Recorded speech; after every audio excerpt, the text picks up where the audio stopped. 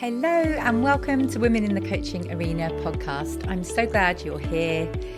I'm Jo Lott, a business mentor and ICF accredited coach, and I'm on a mission to help brilliant coaches build brilliant coaching businesses.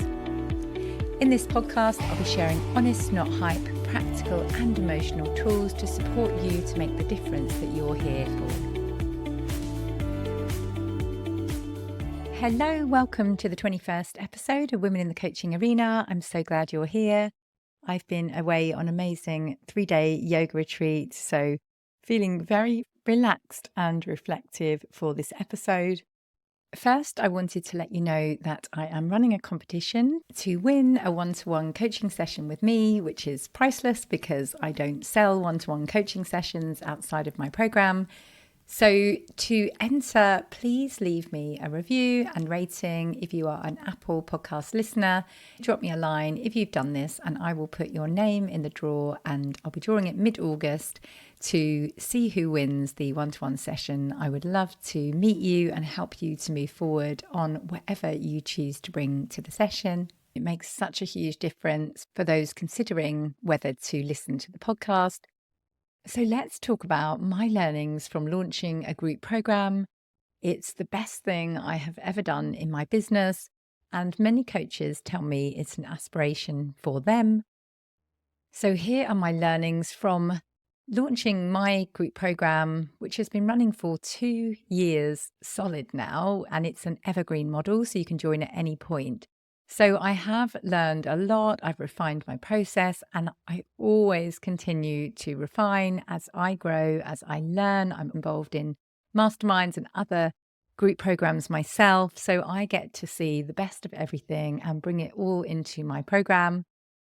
So here are the things you need to know if you are thinking about launching a group program, or if you already have a group program, how you can make it even better. The first point is to give yourself at least an 8-week promotion period. It takes a lot of energy, which is why most people never get their group program over the line, because it does involve a lot of preparation, a lot of patience, and we often can't just put a social media post out saying, launching a group program, come join. It requires quite a systematic approach, and it takes a lot longer than most people think. So you generally need to introduce your audience to the topic gently, raising their awareness, gaining their engagement before you try and sell the thing. You'll also want to make sure that you have a big enough audience of ideal clients. You will want to work on becoming more visible in the lead up to your launch.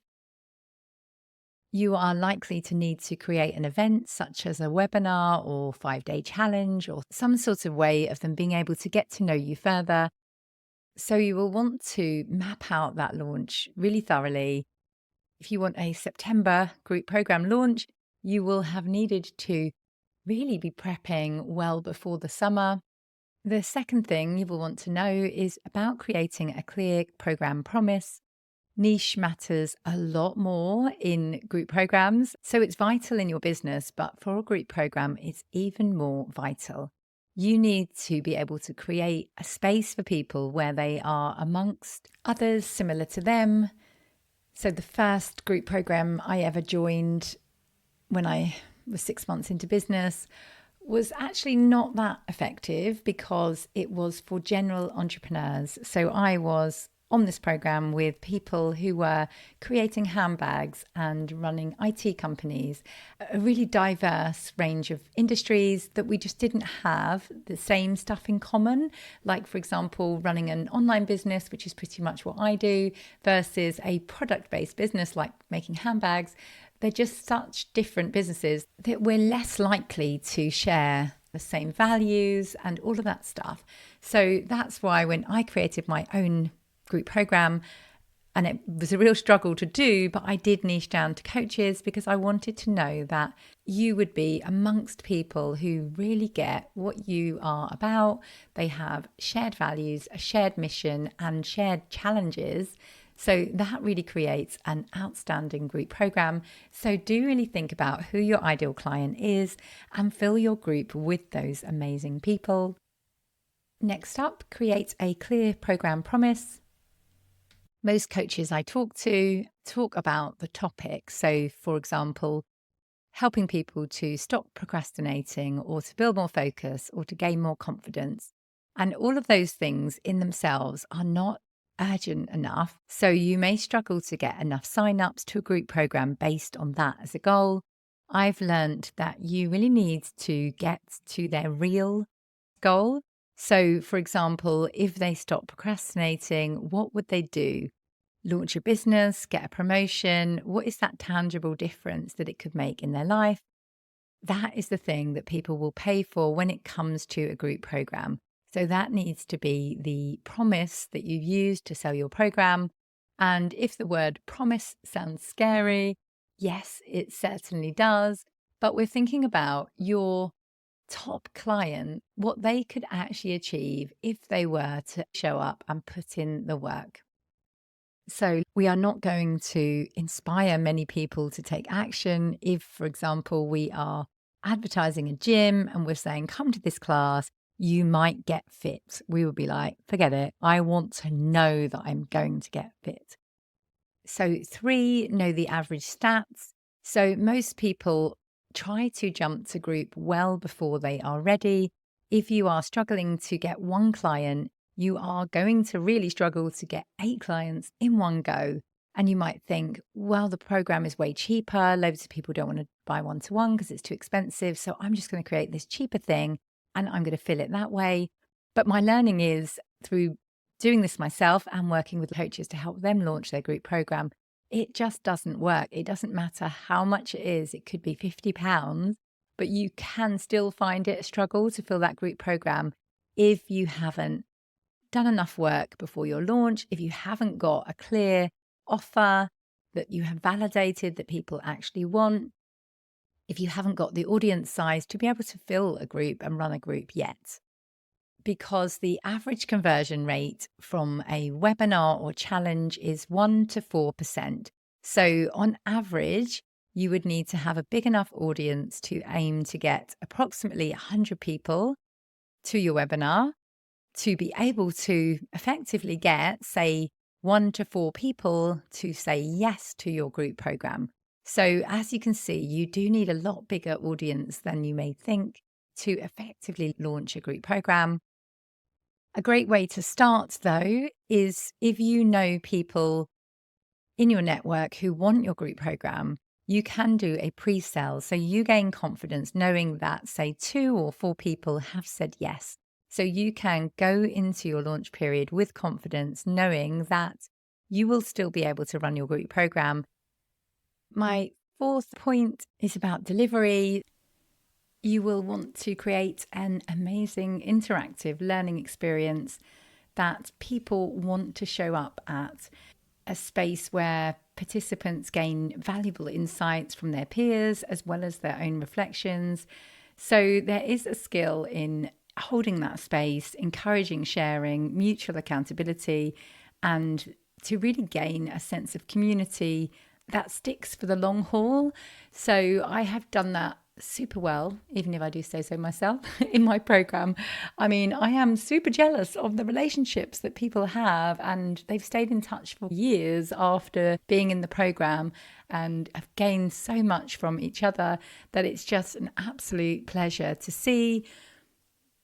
I think my secret sauce in creating that sort of experience is showing my vulnerability, which enables them to do the same. And as we know, there is power in vulnerability, and that is a true way of connecting with others on a really, really deep level. So don't think you need to be perfect. In fact, no one likes perfect. We are all human, so always start with, this is what I'm learning right now. You know, we don't have to pretend that we have this thing all sussed.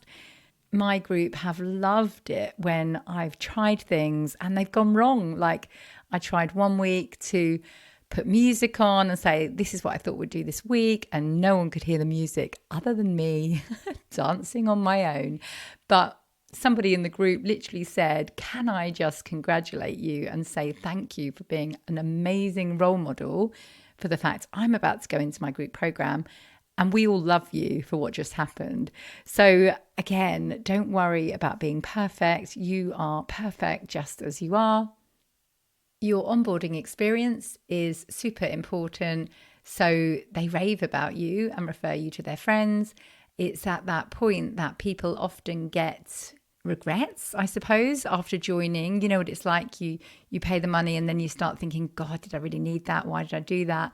So you will want to make sure right from the off that you have exciting quick wins available for them, really lovely things to make them feel welcome and help them to see that this was an amazing decision. And the best thing is, through running your group, you will become an expert in your field because you are able to work with more clients, therefore gain more experience. And before you know it, you will be an expert in whatever you are delivering and an expert in holding that space so well. So we are coming to the end of today's episode. Let me summarize the points for you. Firstly, allow yourself plenty of time, ideally an 8-week promotion period, so you can warm up your audience, make sure you've got a big enough audience to launch something, make sure you have time for a webinar or some sort of in-person event or something along those lines that allows people to get to know you a little bit more in order to want to work with you and want to come and join your group. Secondly, your program promise. So make sure that you have a micro niche for your group program. It will work so much better. It will sell better. You will have much more engagement in your group. It's super, super important. Then ensure you have a really clear program promise that speaks to their end goal, not the vehicle that's going to get them there. So instead of confidence or procrastinating or focus, think about what would they do if they were confident, if they were focused, if they had stopped procrastinating and sell that thing. And that's again why niching is so important, because that is going to be very different depending on who your ideal client is. The third point is to know your stats, because I have seen people feel really, really despondent after attempting to launch a group program too soon. Like if you are struggling to gain one-to-one clients, it's not the time to start thinking, I'll just launch a group because it's cheaper and it'd be way easier to fill. People won't even turn up at a free webinar unless you have a super clear program promise or something that they want. Even their time is valuable. So it's not just about the money. It's about knowing that you have the numbers of people in your audience to ensure that you can gain a few people to start your group program. And our fourth point was about delivery, wanting to ensure that you offer an amazing onboarding experience and group calls that people want to show up every week. So you gain referrals and really build your expertise in whatever you are offering. And that will continue to grow your business. So in summary, running a group program is an absolute joy. It's the best thing I have ever done in my business, but it has taken years of audience building and years of studying exactly how to do this.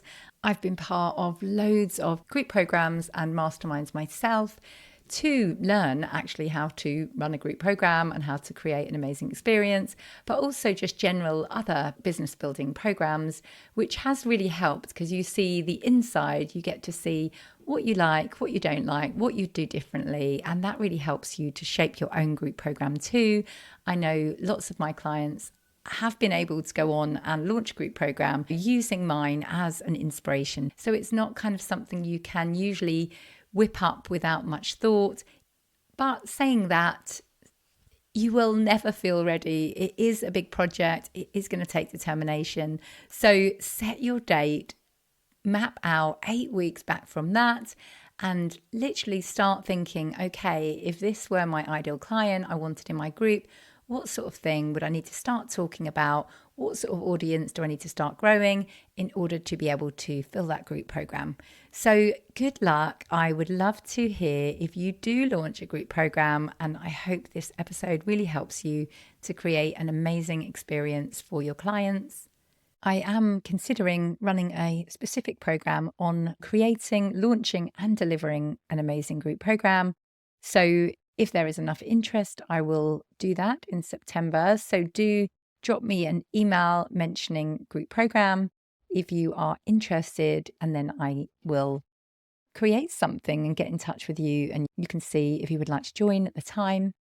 And of course, trust yourself, believe in yourself, and be the wise gardener who keeps on watering the seed. Thank you so much for listening to this episode of Women in the Coaching Arena. Please come and say hi to me on LinkedIn or Instagram and let me know how you are getting on in your coaching business and how you're going to go for your dreams this year. My name on LinkedIn is Joanna Lott, and handle on Instagram is @JoannaLottCoaching. And I'll also put links in the show notes below. Let me know if you found this episode useful, share it with a friend and leave me a review, and I will personally thank you for that. Thank you so much for listening. Speak soon.